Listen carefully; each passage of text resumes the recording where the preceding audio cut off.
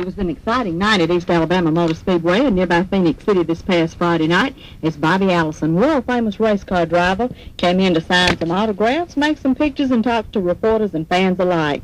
Bobby's quick to smile and just a super nice guy, and I talked to him about East Alabama. I like the place and I like the people here, you know. I've always loved this part of the country. You know, I came out of South Florida as a kid and moved to Alabama and roamed all through this area. I've never lost my affection for any of it. I asked Bobby a little bit about his first race. First race was at Hialeah Speedway, Hialeah, Florida. What were you driving? I was driving my school car, which was a 38 Chevy Coupe. And what did you do in that race? Well, the first week I didn't do too bad, but I didn't do too good. But about the third week out, I won. And, of course, we're all proud of our children when they do good, and Bobby Allison is no exception. I tell you, Davey prepared himself really, really well for a career in racing.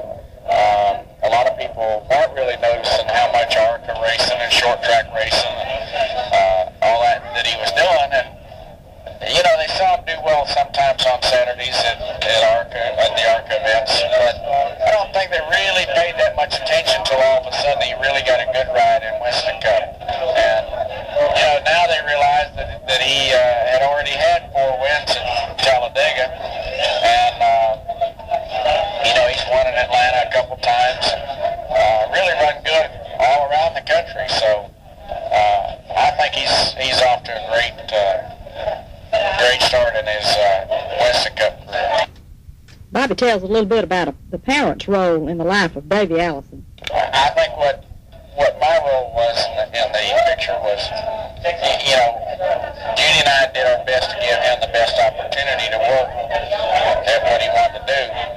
And then he learned a lot by paying attention. He worked hard for me, but he paid attention while we were going along, and it's showing now. And after the near-fatal accident at Talladega, hear Bobby Allison's words about safety and a little bit about how racing might have changed.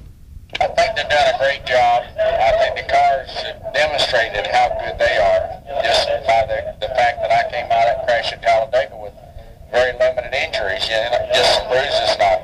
And I think that the safety at the racetrack was illustrated by how well the fans were protected from that violent crash. Have you seen a great change in fans, say, in the last 5 years?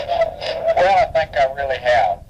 In the last 5 years, we've added to the racing fans, the people that used to maybe go to the country club on a Friday night or a Saturday night or out to the lake on a Sunday afternoon. Now they're out at the racetrack.